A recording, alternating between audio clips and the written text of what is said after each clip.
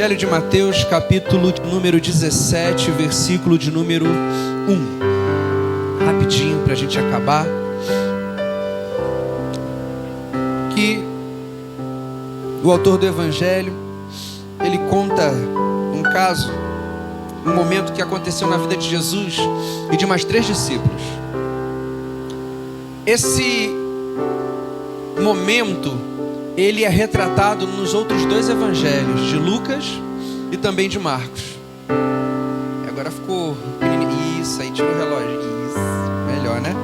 Que isso, Gleice? Você tá mostrando a hora, Gleice? Poxa.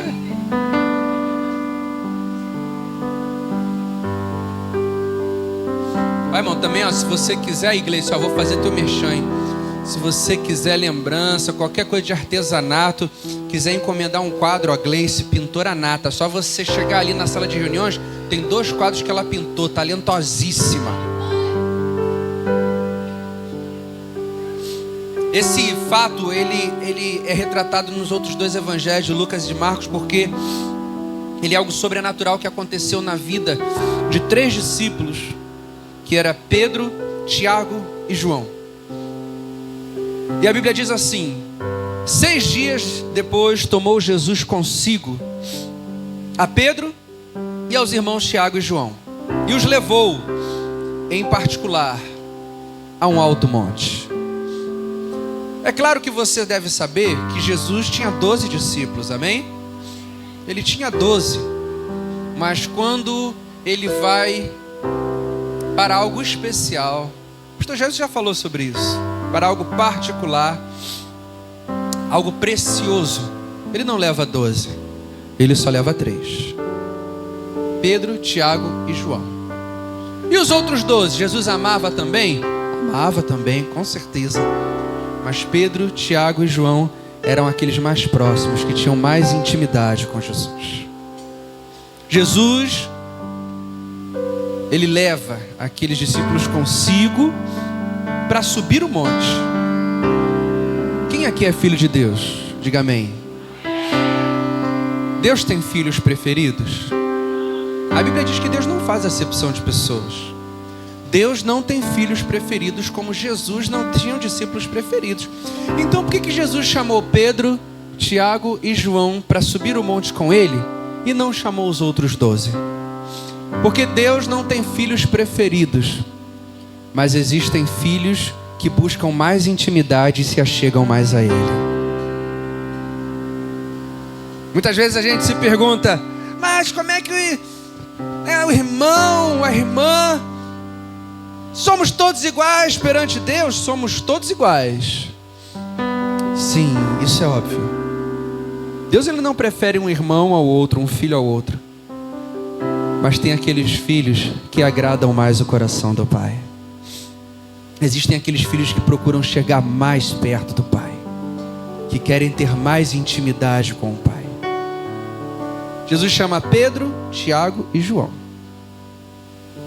No versículo 2, a Bíblia diz que depois que eles chegam no alto do monte, e foi Jesus transfigurado diante deles, e o seu rosto resplandecia como o sol, e as suas vestes tornaram-se brancas como a luz.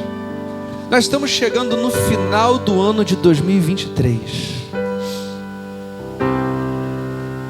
E a gente poderia fazer uma reflexão como a gente faz todo final de ano. Até onde você chegou, quais os planos você alcançou, quais os objetivos você trilhou, quais os propósitos e tudo mais. Mas vamos fazer uma coisa diferente nesse ano 2023? Vamos fazer um balanço de uma outra forma, vamos refletir de uma outra maneira. A Bíblia diz que Jesus subiu ao monte com Pedro, Tiago e João.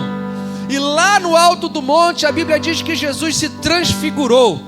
Essa palavra transfigurou no grego original é metamorfose, que literalmente significa transformação. Jesus então chama Pedro, Tiago e João a subir ao monte, e quando chega no alto do monte, Jesus se transforma. A Bíblia diz que o seu rosto brilhava como o sol, e suas vestes se tornaram brancas como a luz.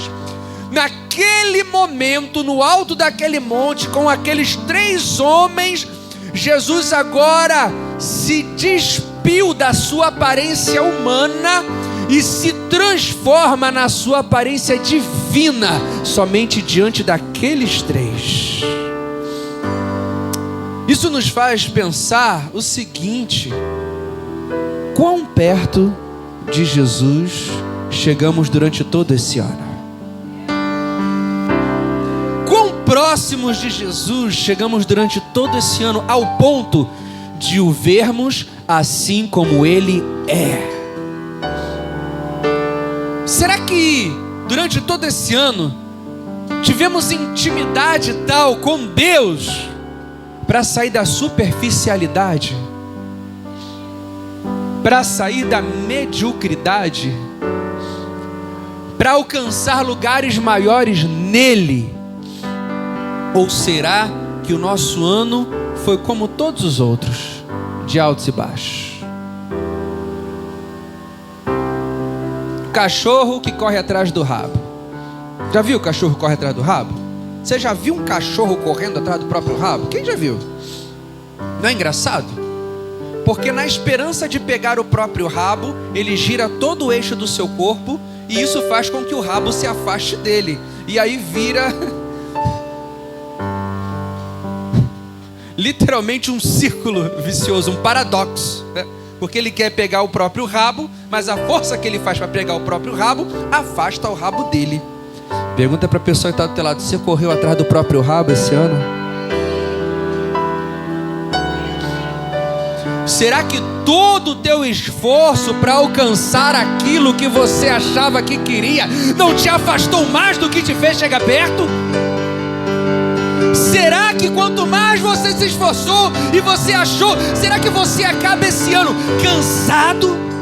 cansada de correr atrás? Não, pastor, esse ano eu corri atrás dos meus objetivos. E como é que você chegou no final do ano? Destruída, cansado, sem me aguentar. Será que a gente não correu atrás do próprio rabo esse ano todo? Na ânsia de alcançar aquilo que achamos que era para nós? Porque entenda uma coisa: por mais que os outros 12 discípulos achassem, a chance de subir com Jesus no monte e vê-lo transformado era só para 3, não era para qualquer um.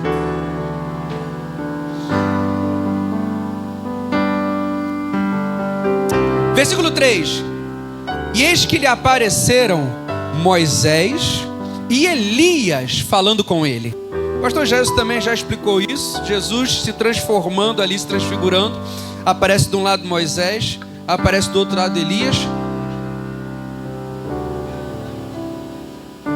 E aí Moisés de um lado, Elias do outro. Moisés representava a lei, Elias representava os profetas. Significava que Jesus é maior do que a lei e é maior do que os profetas. Jesus é maior do que qualquer coisa na nossa vida. Parece uma frase muito simples essa, não é? Naquele momento ali, o Senhor, Ele estava falando e então apareceu Moisés e Elias falando com Ele. E se você ler lá no versículo 5, vem uma voz do céu que diz: esse é meu filho amado, a Ele ouvi. Jesus é maior do que a lei, maior do que os profetas. Parece uma frase muito clichê: Jesus é maior do que qualquer coisa. Mas apesar de ser uma frase muito simples e muito clichê, é uma frase que a gente deve parar para meditar nesse final de ano. Jesus realmente foi maior do que qualquer coisa na tua vida nesse ano. Será que realmente colocamos qualquer coisa na frente de Jesus? Até uma irmã colocou uma coisa na internet, aí eu até brinquei com ela, porque a gente aprendeu errado, a gente tem um clichê, uma coisa muito esquisita. Tem até um gráfico, eu já vi um gráfico que é assim, família, aí embaixo de um guarda-chuva tá assim, Deus, aí embaixo de um guarda-chuva tá família, e embaixo do guarda-chuva tá a obra de Deus. Aí a gente lê, né? Não, primeiro lugar é Deus, em segundo lugar é família, em terceiro lugar é a obra de Deus. Me parece muito esquisito isso. Me parece muito estranho isso. Por quê? Porque imagina que você tem um pai e o teu pai é dono de uma empresa e ele te chama para trabalhar com ele nessa empresa. E aí você diz assim para o seu pai: não, pai, eu não vou trabalhar nessa empresa não, porque em primeiro lugar eu tenho que te agradar. Mas ele está te chamando para trabalhar com ele, para que você agrade a ele. Não é estranho dizer que em primeiro lugar Deus, depois a família, em terceiro lugar a obra de Deus? Isso sempre me pareceu muito bizarro. Porque se ele está acima de qualquer coisa, entenda uma coisa, irmãos, ele está acima de qualquer coisa. E ele e a sua obra são uma coisa só. Não há divisão nisso. Aí eu até brinquei com a irmã, eu falei: irmã, então quando a nossa família está envolvida na obra de Deus, aí a gente não precisa ter prioridade nenhuma, né? É tudo a mesma coisa. Não precisa você escolher. Porque as pessoas colocam, irmãos, nos ensinaram de uma forma: você precisa escolher. Ou você escolhe Deus, ou você escolhe a sua família e as suas coisas, ou você escolhe a obra de Deus. Isso é bizarrice, isso é maluquice. O que a Bíblia Sagrada me ensina é que se eu buscar o reino de Deus e a sua justiça em primeiro lugar, todas as outras coisas me serão acrescentadas. Jesus é maior do que qualquer coisa. E aí o melhor, irmãos, é o que acontece aqui, porque no versículo 4, então, quando Jesus ele se transfigura, Pedro, Tiago e João veem a glória de Deus. Daqui a pouco eles veem do lado Elias, do outro lado Moisés, e eles enxergam que aquele que está diante deles, transfigurado, seu rosto resplandecendo, a sua glória nas suas vestes, como nós podemos sentir a glória dele aqui nesse lugar, amém? Como nós podemos sentir a presença dele aqui nesse lugar. Quando Pedro, Tiago e João veem aquilo, aquela glória, eles observam tudo que está acontecendo. Pedro então, ele tem uma atitude como Pedro era de repente, o que dava na telha ele fazia. Quando Pedro vê aquela glória, ele pensa: eu preciso fazer alguma coisa. Ele corre até Jesus, ele fala assim: ó, Jesus, Senhor, bom é estarmos aqui. Como é bom estarmos aqui, Senhor. Como é bom estarmos aqui, onde? Na tua presença, diante da tua glória, sentindo o teu amor, sendo abençoadas e vivendo aquilo que o Senhor tem para nós. Senhor, como é bom receber uma torta de limão, Senhor. Como é bom, Senhor, receber um mousse. Como é bom ver minhas irmãs aqui ministrando a tua igreja. Como é bom estarmos aqui, Senhor. Como é bom, como é bom. Aleluia. E ele não se conforma. Ele fala assim: Senhor, como é bom estarmos aqui. Se o Senhor quiser. Olha só, irmãos, a humildade de um coração adorador, a simplicidade de alguém que tudo que quer é Deus. Se o Senhor quiser, eu faço aqui 3 tendas. Uma para Moisés, uma para Elias e outra para o Senhor. Fazer tenda, irmão, significa, era a casa daquela época. Pedro falou: Senhor, está tão bom aqui, está tão incrível isso que está acontecendo aqui, que eu não quero nunca mais sair desse lugar, Senhor. Se o Senhor quiser, eu vou fazer uma casa aqui para Elias, uma casa para Moisés e uma casa para o Senhor. E você, Pedro, eu só quero ficar olhando. Eu só quero, Senhor, desfrutar da tua glória. Eu só quero desfrutar da tua presença. Como é bom estar aqui, Senhor. Sabe o que ele estava falando? Se eu ficar aqui contigo, eu não preciso de mais nada. De mais nada. A tua glória, a tua presença é tudo de que eu preciso. É tudo que eu quero. É tudo que o meu coração almeja. Ah, irmãos, essa é a última primícia do ano. E Ele está aqui nesse lugar. Ele é maior do que a lei. Ele é maior do que os profetas. E que nós possamos acabar esse ano e iniciar o ano que vem com um coração de adorador, não procurando enxergar as nossas próprias coisas, nem nos preocupando com aquilo que há de vir. Ele diz: olhai as aves dos céus, não tecem e nem colhem, mas o Pai que está no céu as alimenta.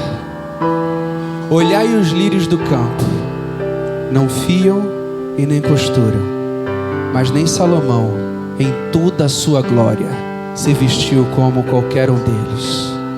Ora, se o Pai que está... Se vocês que são maus sabem dar boas coisas aos vossos filhos, quanto mais o vosso Pai que está nos céus não vos dará aquilo que vocês precisam, porque não é o corpo mais do que a vestimenta.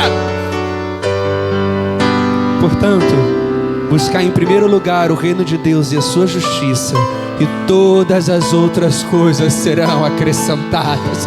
Pedro estava vendo ali a glória de Jesus, e ele falou: Senhor, é muito bom estar aqui, eu não quero mais sair daqui, deixa eu construir uma casa aqui para o Senhor, e tudo que eu quero fazer é ficar aqui de pé, olhando para a tua glória, sendo irradiado pela tua presença. Oh Deus, eu quero o Senhor.